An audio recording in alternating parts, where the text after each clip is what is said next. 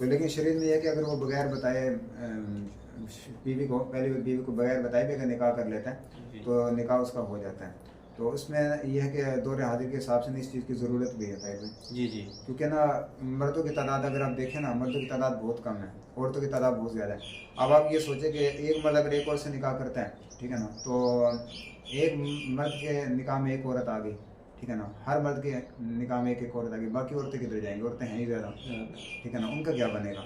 تو یہ جو شریعت نے اجازت دی ہے نا, اس میں بڑی حکمت ہے کہ بھئی ایک مرد جو ہے نا وہ 4 نکاح تک اجازت دی ہے نا, تو جو بندہ حقوق ادا کر سکتا ہے بالکل اس کو کرنے چاہیے. کسی کا سہارا بن سکتا ہے, کسی بیوہ کا یا کسی ایسے عورت کے جسے کوئی نکاح نہیں کر رہا, ٹھیک ہے نا, سہارا بن سکتا ہے تو اس کو بننا چاہیے اگر وہ حقوق ادا کر سکتا ہے. پھر میں بار بار یہی بات کر رہا ہوں, تو اس میں یہ بھی ہوتا ہے بعض دفعہ دوسری کرنے کے لیے پہلے کو طلاق دے دیتے ہیں, یہ بھی غلط بات ہے. دوسری کرنے کے لیے پہلے کو بدنام کرتے ہیں تاکہ بھئی کل کو یہ نہ کبھی دوسری کوئی کہ ہمارے پاس وجہ ہوگی یہ میرا حقوق ادا نہیں کرتے تھی, ٹھیک ہے نا, تو یہ میری بات نہیں مانتی تھی. یہ وہ 100 طرح کے جو ہے نا وہ اس پہ الزامات لگا دیے جاتے ہیں. یہ بات جو ہے نا وہ بالکل غلط ہے. اس طریقے سے جو ہے نا وہ ہمیں نہیں کرنا چاہیے.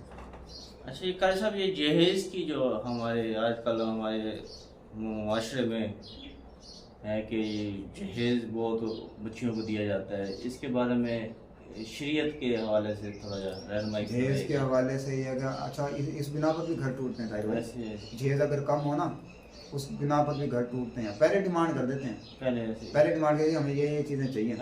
اگر ان کے ڈیمانڈ کے مطابق چیزیں نہیں ہے پوری زندگی بچے کو ذلیل کرتے ہیں. اچھا میں آپ کو یہ بتاؤں, ایک فیملی تو یہ ہوتی ہے نا وہ آ کے کہتے ہیں کہ ہمیں یہ چیزیں چاہیے. ایک فیملی وہ ہوتی ہے وہ کہلاتے بہروپی ہے, جو آ کر کہتے ہیں کچھ نہیں چاہیے بھائی, کچھ نہیں چاہیے, جس نے بیٹی دے دی اس نے سب کچھ دے دیا, یہ بولتے ہیں. وہ لیتے بھی کچھ بھی نہیں ہے ظاہر طور پہ, لیکن جب شادی ہو جاتی ہے یقین کریں ایسے معاملات گھر میں ہوتے ہیں. بعد میں ایک پیالی بھی ٹوٹ جائے نا چائے والی, اس کو کہتے ہیں ماں کے گھر سے لے کے آتے ہیں تو یہ پتا ہوتا قدر ہوتی تھی, اس کو یہ تانے دیے جاتے ہیں. بعد میں ایسے واقعات موجود ہیں کہ پہلے کہتے تھے کہ کچھ بھی نہیں چاہیے, بعد میں شادی کر دی, بعد میں انہوں نے گھر بھیج دیا, کہنے لگے جی جب جہیز بنے نا پھر آنا گھر. ایسے معاملات دیکھنے کو آئے ہیں, ٹھیک ہے نا. تو اس چیز کو جو ہے نا اس چیز کا تھوڑا سا خیال کرنا چاہیے.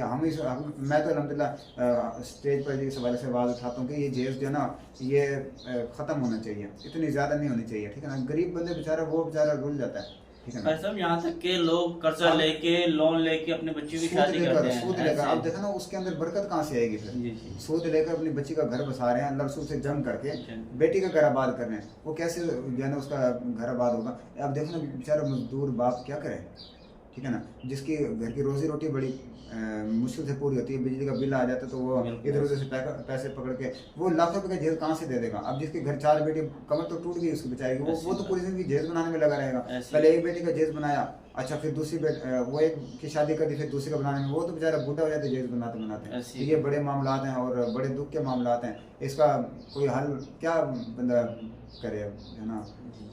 دعائی کر سکتے ہیں اللہ رحم کرے ہمارے معاشرے پہ. آخر میں کیسا ویوز کو کیا پیغام دینا چاہیں گے؟ ویوز کو یہ پیغام دینا چاہیں گے, اس ویڈیو کے اندر بہت ساری ہم نے کام کی باتیں کی ہیں اور بہت سارے سوالات کے اہم جوابات ہم نے دیے ہیں اور بہت اچھے انداز میں دیے ہیں. تو یہ نا ویڈیو بار بار آپ لوگ دیکھیں, بار بار دیکھیں. جو شادی شدہ ہیں وہ بھی دیکھیں اور جن کی شادی نہیں ہوئی وہ بھی دیکھیں, تو انشاءاللہ گھر ٹوٹنے سے بچیں گے اور بہت کچھ سیکھنے سے ملے گا. اور جو کچھ بھی آپ اس ویڈیو میں سیکھ رہے ہیں سن رہے ہیں یہ آگے آنے والی جنریشن کو بتائیں, اپنے دیگر آپ سے جو وابستہ لوگ ہیں ان کو یہ بتائیں. انشاءاللہ یہ آپ کے لیے جو وہ صدقہ جاریہ ہوگا. اگر یہ ہماری ویڈیو اچھی لگے تو اسے لائک کریں, سبسکرائب کریں اور شیئر کریں تاکہ دوسرے لوگوں کی بھلائی ہو سکے. السلام علیکم ورحمۃ اللہ وبرکاتہ.